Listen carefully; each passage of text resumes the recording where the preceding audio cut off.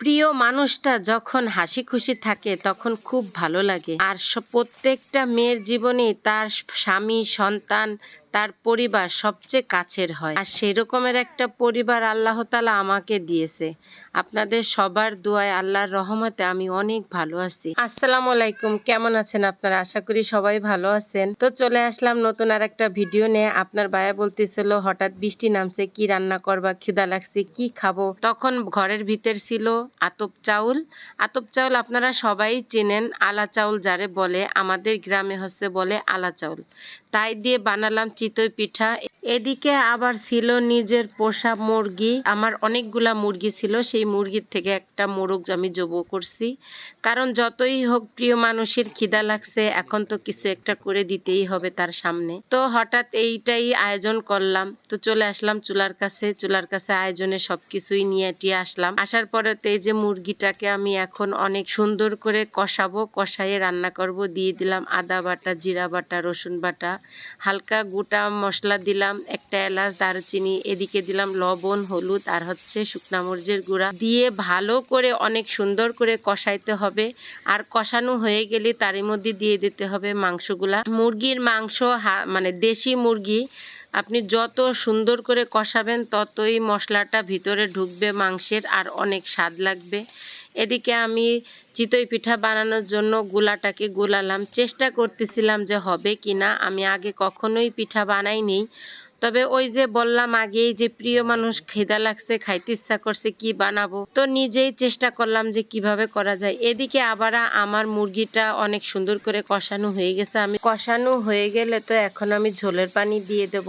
আর ঝোলের পানি দিয়ে আর একটু করে জাল দেব, কারণ অনেক সুন্দর করে জাল উঠতে হবে। যখন তরকারিতে জাল উঠবে তখন এই গুঁড়ো মশলাটা দিয়ে দেবো। আর এই আমার হাতের এটা কি আপনারা চিনেন, এটা হচ্ছে নারকেলের চারা, এটা দিয়ে আমি মশলাই করি। আর এই যে আমার তরকারি হয়ে গেছে, তরকারিটা এখন আমি নামাই নেব। মানে ফার্স্ট এবং প্রথম এই পিঠা আজকে বানাইতে বসছিলাম। যেহেতু মাও নেই, শাশুড়িও নেই, কে আমাকে পিঠা বানাই খাওয়াবে বলেন? আমার তো আমারই পিঠা বানাই খাইতে হবে। আমার শ্বশুর আর আমি আর হচ্ছে আপনার ভাই, আমরা ফ্যামিলিতে 4 জনই ধরতে গেলে মানুষ।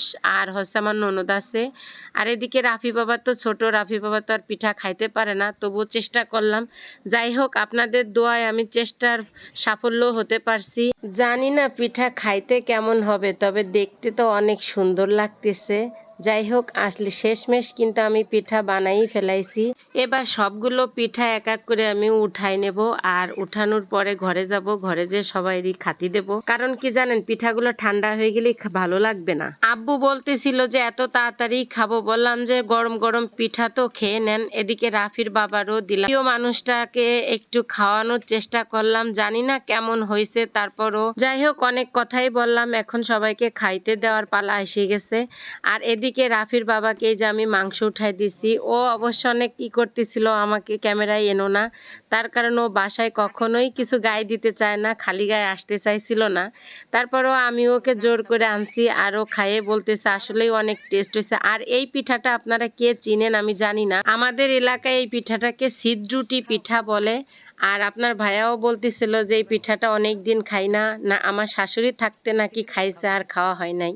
যাই হোক, সবাইকে খাওয়াই দাওয়াই দিয়ে এখন আমার নিজের পালা। নিজে তো একখান রান নিছি, তা তো দেখতেই পারতেছেন। একটা কথা কি জানেন, আপনাদের সাথে শেয়ার না করে আর পারতেছি না। জীবনে অনেক কষ্ট করছি, অনেক অবহেলা পাইছি মানুষের কাছে, কিন্তু আল্লাহ অনেক সুখে রাখছে। সবচেয়ে বড় কথা কি জানেন, মানুষ ঘাই না খেলে কোনোদিন ভালোর পথে আসতে পারে না। তবে আমি অনেক ঘাই খাইছি, এই জন্য আজ আল্লাহর রহমতে আপনাদের 10 জনের দোয়ায় আমি অনেক ভালো আছি, অনেক সুখে আছি। আর আপনারা আমাকে এত ভালোবাসা দিয়েছেন যে সেই ভালোবাসা পেয়ে আপনাদের দোয়ায় আল্লাহ আমাকে খুবই খুবই খুবই ভালো রাখছে। যাই হোক, অনেক কথাই বললাম আপনাদের সাথে, জানি না আপনারা আমাকে কে কি বলবেন, কারণ আমি যেভাবে খাচ্ছি, এই খাওয়া দেখলে তো অনেকেই আমাকে অনেক কমেন্ট করবেন, তাও আমি জানি। যদি কারোর ভালো লাগে তাহলে অবশ্যই চলে আসবেন আমার বাসায় খাইতে। খাইতে। আর বিশেষ কথা কি জানেন, আমি কিন্তু যাই খাই না কেন আমার লাস্টে ভাত না খাইলে আমার মনে হয় যে আমার পেট ভরে নাই। আর আমি সেই কাজটাই করি প্রত্যেকটা বার, কারণ আমি যাই খাই না কেন ভাত আমার লাস্টে লাগবেই। খাওয়া দাওয়া তো শেষ, তবে সবাই ভালো থাকবেন। আর আমার পেজটাকে এখনও যারা ফলো দেন নাই বা আমার ভিডিও দেখতে চান তাহলে অবশ্যই তারা একটা করে ফলো দেবেন, আর যদি ভালোবেসে থাকেন তাহলে একটা শেয়ার দিয়ে দিয়েন। তো আপনাদের সাথে অনেক কথা বললাম, অনেক গল্প করলাম, জানি না আপনাদের কাছে কেমন লাগছে। তো আজ এই পর্যন্তই, দেখা হবে পরবর্তী ভিডিওতে। আল্লাহ হাফেজ।